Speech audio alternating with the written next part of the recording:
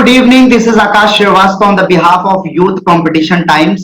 जहां पर हमारे साथ हैं मोहम्मद सैफी सर, जिन्होंने एक नहीं, दो नहीं, तीन नहीं, बल्कि चार चार एग्जाम को क्वालिफाई किया है। तो आइए सैफी सर से मिलते हैं और इनकी स्ट्रैटेजीज के बारे में जानते हैं। Hello Saifi sir, welcome to our YouTube channel YCT Books official. कैसे हैं आप सर? हेलो आकाश, मैं तो बहुत बढ़िया हूँ। कैसे हो? सर सबसे पहले तो मैं आपको बता दूं कि जितने भी कैंडिडेट्स हैं, एस्पिरेंट्स हैं, वो सभी जुड़ चुके हैं और सभी आपको देख रहे हैं, सुन रहे हैं। तो आप उनको एक कंसाइजली अपने बारे में बताइए, अपनी बेसिक ओके। डिटेल्स। ओके, पूरा नाम मोहम्मद रफीक सैफी है ओके। और मैं 2012 में डिप्लोमा पास आउट किया था मैंने अलीगढ़ मुस्लिम यूनिवर्सिटी से। ओके। मैंने बीटेक किया अलीगढ़ मुस्लिम यूनिवर्सिटी से ही 2016 में मैं पास आउट हूँ। फिर उसके बाद मैंने प्रिपरेशन की और 2017 में मैंने यूएम में as a junior engineer join किया। फिर वहां पे कुछ 6-7 महीने काम किया। उसके बाद मेरा यूपी जल विद्युत निगम में हो गया, जो स्टेट यूपी पावर प्लांट्स देखता है। फिर वहां मैंने करीब वहां पे अभी मैं 4 साल मैंने काम किया। अभी मैं यूपी आर्विनल में हूँ एज इंजीनियर और अभी मैं पुपरा में। अभी इसके साथ ही मेरा यूपी पॉलिटेक्निक में यूपीपीएससी के थ्रू जो है यूपी पॉलिटेक्निक में लेक्चरर की पोस्ट भी सिलेक्शन हुआ है, तो अभी मैं उसकी वेट कर रहा हूँ। ओके। तो सर कितनी अच्छी बात है ना, कितना मतलब कॉन्फिडेंस मिलता है कि एक नहीं, दो नहीं, तीन नहीं, बल्कि चार चार एग्जाम्स मतलब आपने क्लियर किया है। और एक एग्जाम को क्लियर करने के बाद वहां पर आपकी पोस्टिंग भी होगी, आपने कुछ महीने वहां पर दिए, फिर दोबारा आपका दूसरा एग्जाम क्लियर हो रहा है, फिर कुछ समय आपने वहां दिया। तो करेंटली आप यूपी आर्विनल में एज अ जूनियर इंजीनियर वहां पर आप पोस्टेड हैं। तो सर ये चार चार एग्जाम आपने बिल्कुल क्लियर बिल्कुल। किया है, ये चार चार एग्जाम आपने क्लियर किया है, तो सर बच्चों को भी कुछ बताइए, एस्पिरेंट्स जुड़े हुए हैं, आप उनको बताइए कि मतलब किस तरीके से, क्या स्ट्रैटेजीज थी आपकी, मतलब किस तरीके से आपने पढ़ाई की कि आपने एक नहीं, दो नहीं, चार चार एग्जाम्स को क्वालिफाई किया। देखिए, एक्चुअली हर एग्जाम की स्ट्रेटेजी जो है अलग होती है। डिपेंड करता है एग्जाम का पैटर्न क्या है, सिलेबस क्या है एग्जाम का, और किस टाइप के क्वेश्चंस प्रीवियसली आते रहे, तो आपको वो पूरा अच्छे से एनालाइज करना होता है। उसके बाद आप ही अगर तो मेरे हिसाब से जरूर आपका सिलेक्शन हो जाएगा। ओके। तो सर सबसे पहले बात करते हैं, आपका जो सबसे पहला एग्जाम क्लियर हुआ था, मेरे ख्याल से यूपी जल निगम था शायद। बिल्कुल। ओके। यूपी जल निगम, फिर उसके यस। बाद यूपी आर्विनल जेई। तो इसमें सर आप बताएंगे कि मतलब जितने भी यूपी, मैं चाह रहा हूं क्योंकि आपने चार चार एग्जाम क्लियर किया है, तो एस्पिरेंट्स जुड़े हैं, वो चार के चारों एग्जाम्स की तैयारी कर रहे बिल्कुल। होंगे। वो यूपी आर्विनल जेई की भी, जल निगम की भी तैयारी कर रहे होंगे, विद्युत जो हाँ। आपने बताया यूपी विद्युत का कोई, उसकी भी तैयारी कर रहे होंगे, यूपीपीएससी पॉलिटेक्निक लेक्चरार की भी तैयारी कर रहे होंगे। तो सर पहले आप यूपी आर्विनल जेई के बारे में बताइए, मतलब जेई का क्या एग्जामिनेशन जी। पैटर्न होता है, क्या स्ट्रैटेजीज होनी चाहिए।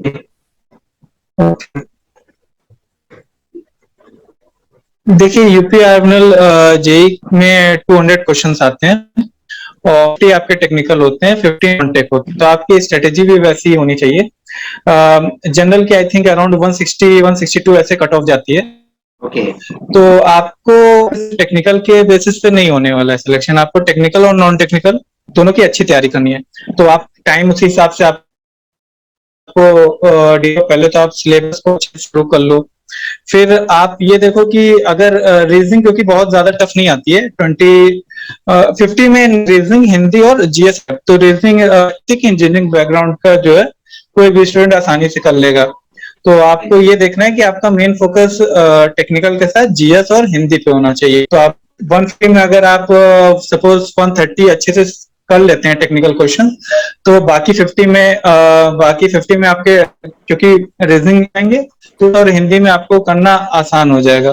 तो इसी हिसाब से आपको स्ट्रेटेजी बनानी है कि आपका क्या स्ट्रॉन्ग पॉइंट है, क्या वीक पॉइंट है। पहले तो पेपर आप अच्छे से दे, बाद आप अपनी उस पे फिर फॉलो करो उसको पूरा थरोली। तो फिर आपको आई होप मतलब आप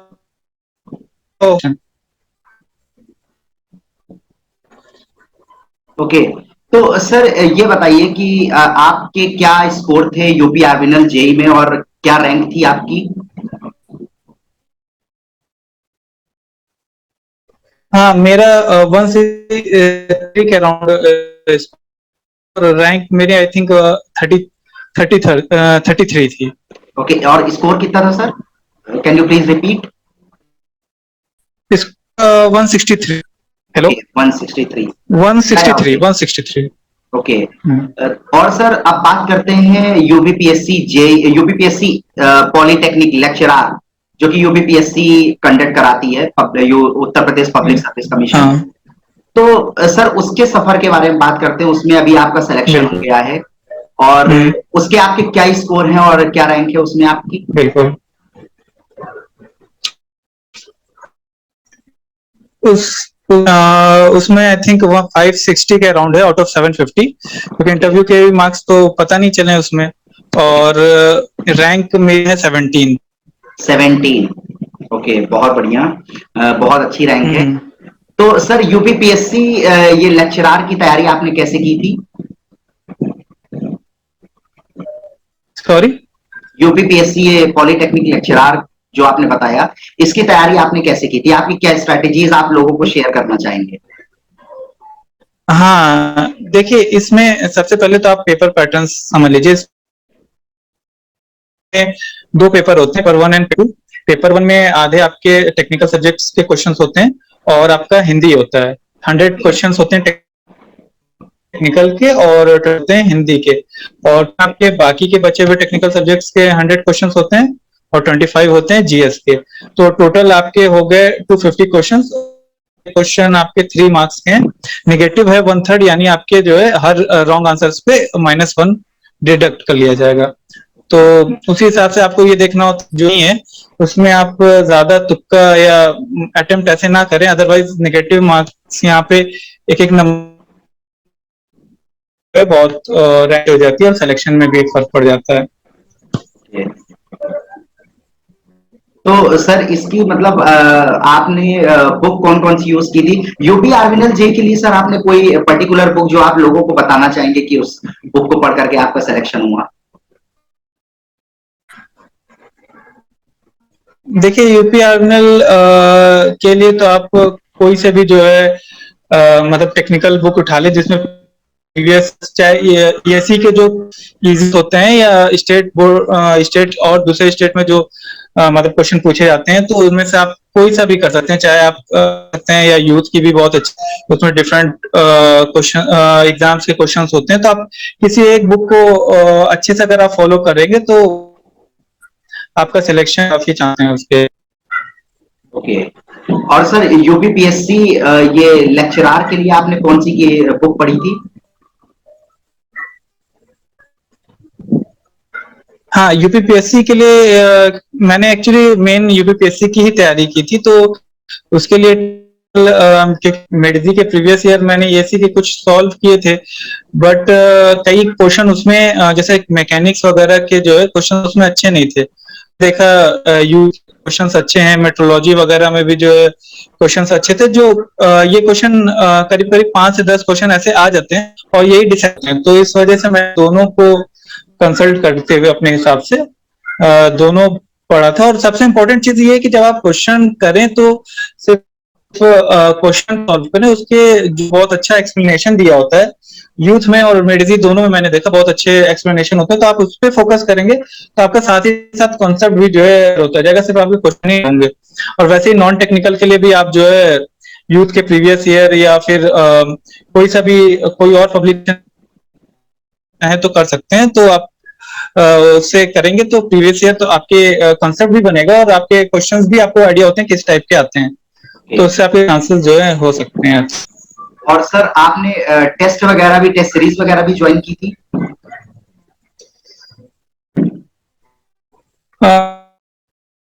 क्योंकि मैं उस टाइम खुद मतलब जॉब में ही था तो उतना टाइम नहीं था। और दूसरी चीज ये है कि एक और चीज मैंने ऑब्जर्व की थी, क्योंकि जो है वो यूपीपीएससी लेक्चरर था वो ऑफलाइन था और टेस्ट सीरीज मोस्टली ऑनलाइन रहती थी। तो वो सेम एनवायरनमेंट नहीं था। हालांकि मैंने 2-3 एग्जाम से तो दिए थे, उसमें मैंने ये देखा था कि जैसे अगर वहाँ 2.5 घंटे का टाइम है तो मैं यहाँ पे 1.5 घंटे के ही अंदर कर लूँ, क्योंकि ऑनलाइन एग्जाम में टाइम कम लगता है और उसमें बबलिंग करनी होती है तो टाइम ज्यादा लगता है। तो आप उस हिसाब से अपना जो है मतलब एग्जाम के एनवायरनमेंट के हिसाब से ही आप टेस्ट दो, अगर आपको देना भी है तो।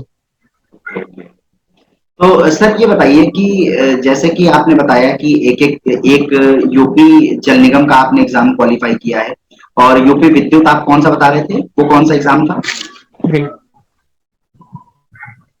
यूपी जल विद्युत निगम, वो ओके। हाइड्रो पावर प्लांट जो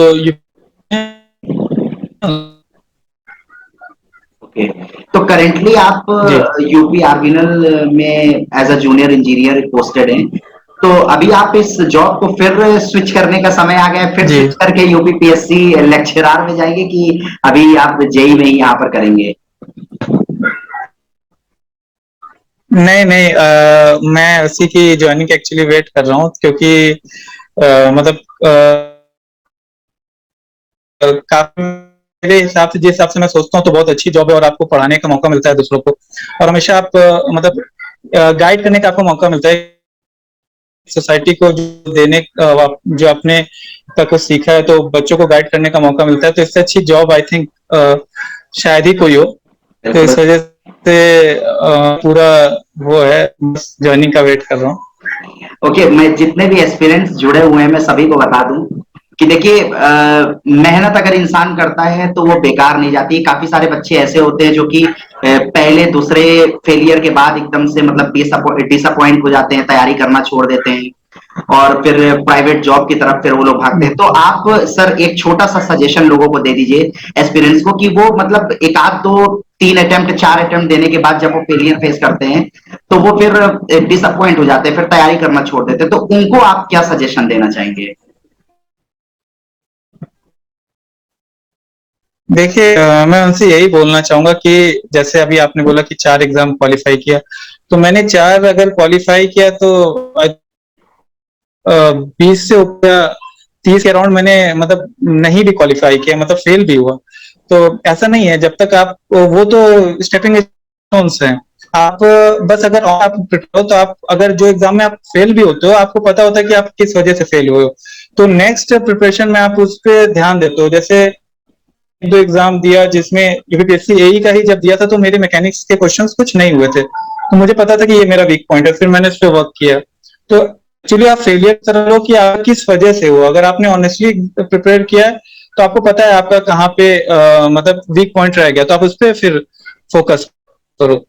तो अगर हमेशा ऑनेस्ट अपने प्रिपरेशन के साथ, तो फेलियर से घबराना नहीं, क्योंकि एक दो फेलियर के बाद आप खुद फिर सक्सेस अचीव कर लोगे। ओके, तो सैफी सर बहुत ही अच्छा लगा आपसे बात करके और मैं उम्मीद करता हूं कि आपकी स्ट्रैटेजीज को लोग फॉलो करेंगे और उनको भी जी जॉब स्विच करने का मौका मिलेगा, क्योंकि ये काफी कॉन्फिडेंस मतलब देता है कि आपके मतलब एक अलग कॉन्फिडेंस लेवल रहता है कि मैंने एक नहीं दो नहीं मतलब 3 3 4 4 एग्जाम क्वालिफाई किए हैं, वो भी आज के समय में जहां पर मतलब to qualify any kind of government examination is hard nut to crack. तो बहुत ही अच्छा लगेगा हाँ लोग। जी सर।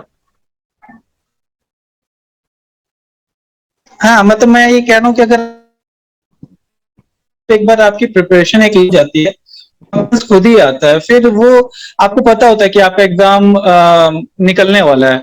और अगर नहीं भी निकल रहा तो आप हमेशा पेशेंस रखते हो, क्योंकि आज नहीं तो कल मेरा हो रहा है, तो आपको अपनी प्रिपरेशन एक लेवल पे ले जानी है, उसके बाद सक्सेस जो है आपके राइट अराउंड द कॉर्नर रहेगी।